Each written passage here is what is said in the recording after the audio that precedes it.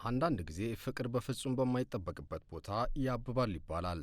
ሌላ ጊዜ ደግሞ ፍቅር አንድ ማህበረሰብ ለዘመናት ከኖረበት ሕግ፣ ልማድ ወይም ወግ በተቃራኒው ሲጓዝ እንመለከታለን።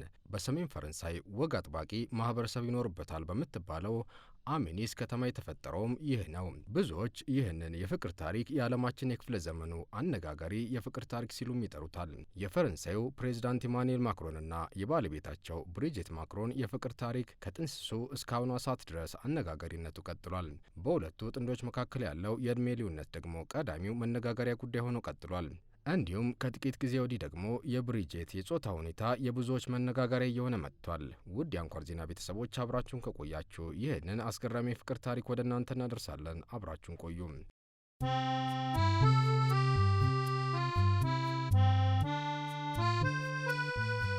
የፈረንሳዩ ፕሬዝዳንት ኢማኑኤል ማክሮን በ25 ዓመታት የምትበልጣቸውን ሴት የትዳር አጋር ሲያደርጉ በመላ ሀገሪቱ ድንጋጤ መፈጠሩ ይነገራል። በብዙ የዓለም ሀገራት ወንድ ልጅ በዕድሜ የምታንሰውን ሴት ሲያገባ ነው እንጂ በዕድሜ የምትበልጠውን ሴት ሲያገባ ብዙም የተለመደ አይደለምና ብዙዎች በወቅቱ ተገርመው ነበር። ሁለቱ ጥንዶች ከፈረንሳይ ባለፈ በዓለም አቀፍ ደረጃ መነጋገሪያ እንዲሆን ያደረጋቸው የዕድሜ ልዩነታቸው ብቻ አይደለም፣ የፍቅር ታሪካቸውም ፍጹም አስገራሚ ነው። ይህ የፍቅር ታሪክ አሜኒስ በምትባል ከተማ በፈረንጆቹ 1993 ነው የሚጀምረው። ኢማኑኤል ማክሮን የ15 ዓመት ብላቴና ሆኖ ላፕሪደንስ በሚባልና ጥብቅ ቁጥጥር በሚደረግበት የካቶሊክ ትምህርት ቤት ይማር ነበር። ማክሮን ከእኩዮቹ በተለየ መልኩ ለቲያትርና ስነ ጽሑፍ ልዩ ፍቅር ያለው ከመሆኑም ባለፈ በትምህርቱ ጎበዝ እንደነበር ይነገራል። ያኔ ነበር ከአሁኗ ባለቤታቸው ከያኔው የሥነ ጽሑፍ መምህራቸው ብሪጄት ትሮኒክስ ጋር የተዋወቁት። በወቅቱ ኢማኑኤል ማክሮን 15 ዓመታቸው ሲሆን ብሪጄት ደግሞ የ40 ዓመት ጎልማሳና ባለትዳር ነበሩ። ብሪጄት 3 ልጆችን ከማፍራታቸው በተጨማሪ በወቅቱ ላውረንስ የምትባለው አንዷ ልጃቸው ማክሮን በሚማርበት ክፍል አብራው ትማር ነበር። ታዲያ ማክሮን ልቡን የሰረቀችው እንስት በዕድሜ እኩያ የሆነችው ላውረንስ ሳትሆን እናቷ ብሪጄት ነበሩ። ብሪጄት ከመምህርነት ተሰጧቸው ውጭ ለተማሪዎቻቸው ቅርብና ድጋፍ የሚሰጡ የትምህርት ቤቱ ስመጥር መምህር እንደነበሩ ይነገራል። በስራቸው ደስተኛ ቢሆኑም ታዲያ በትዳራቸው ብዙም ደስተኛ እንዳልነበሩም የሚያስረዱ መረጃዎች አሉ። ብሪጄት ተማሪዎቻቸውን ስነ ጽሑፍ በሚያለማምዱበት ወቅት ከኢማኑኤል ማክሮን ጋር የነበራቸው ግንኙነት እያደገ መምጣቱም ይነገራል። ከልምምዱ በኋላ ሁለቱ ወደ ኋላ ቀረት እያሉ የሆድ የሆዳቸውን ያውጉ ነበር። ይህም ቀስ በቀስ ወደ ጓደኝነት ማደጉ አልቀረም። ነገር ግን ይህ ጓደኝነት ወደ ፍቅር ይቀየራል የሚል ግምት አልነበረም። የሁለቱ በፍቅር መጣመር ወንጀል አልነበረም። ምክንያቱም በፈረንሳይ ሕግ አንድ ሰው የፍቅር ሕይወት ውስጥ ለመግባት የተቀመጠው የዕድሜ ጣሪያ 15 ነበርና ማክሮን በሕግ ፊት አይጠየቁም። ታዲያ ኢማኑኤል ማክሮን ከመምህራቸው ጋር ፍቅር ጀመሩ የሚለው መረጃ ከትምህርት ቤቱ አልፎ ከከተማዋ ማህበረሰብ ጋር ከደረሰ በኋላ ግን የሁሉም ሰው መነጋገሪያ ሆኑ። በወቅቱ ትምህርት ቤቱ ከወላጆች ከፍተኛ ቅሬታ እንደቀረበበት ሲነገር፣ የአንድ ታዳጊና ጎልማሳ መምህርት ፍቅር ወሬ ግን የከተማዋ ነዋሪዎችን ክፉኛ ማስደንገጡ ይነገራል። ከሐሜት ባለፈም በብሪጄት መኖሪያ ቤት በር ላይ የተለያዩ እንግዳ ሰዎች በተደጋጋሚ ሲታዩ እንደነበርም መረጃዎች ያመለክታሉ። ይህም መምህርቷን ብሪጄትንና ቤተሰቦቿን የደህንነት ስጋት ውስጥ መጣሉ አልቀረም። የኢማኑኤል ማክሮን ወላጆች በሁኔታው ከማዘን ባለፈ የልጃቸው የነገ ሕይወት ዕጣ ፈንታ ግራ ቢገባቸው አንድ ከባድ ውሳኔን ለመወሰን ተገደዱ። ወላጆቹም ማክሮን ከሚማርበት የካቶሊክ ትምህርት ቤት አስወጥተው በፈረንሳይ መዲና ፓሪስ በሚገኝ ሌላ ትምህርት ቤት ትምህርቱን እንዲከታተል አደረጉ። የማክሮን ወላጆች ትምህርት ቤት መቀየሩ ከዚህ ጉድ ያወጣናል ብለው ቢያስቡ ነገሩ የተገላቢጦሽ እንደሚሆን አልተረዱም ነበር። ማክሮን 25 ዓመት በዕድሜ ከምትበልጠውና የ3 ልጆች እናት ከሆነችው መምህሩ ጋር የጦፈ ፍቅር ውስጥ ገብቶ ነበር። የማክሮን ወላጆች ሁለቱም በማራራቅ ልጃቸው የዕድሜ ቢጤውን ያፈቅራል፣ ወግም ያሳየናል ብለው ቢያለሙም ማክሮን ከፓሪስ ሆነው በየቀኑ ለብሪጄት ይደውል ነበር። በስልክ የሆድ የሆዳቸውን አውርተው አልረካ ሲሉም ማክሮን ከብሪጄት ጋር ደብዳቤ ይጻጻፉ እንደነበር ይነገራል። አንድ ዕለትም ማክሮን ለብሪጄት እንዲህ ሲል ቃል ገባላት።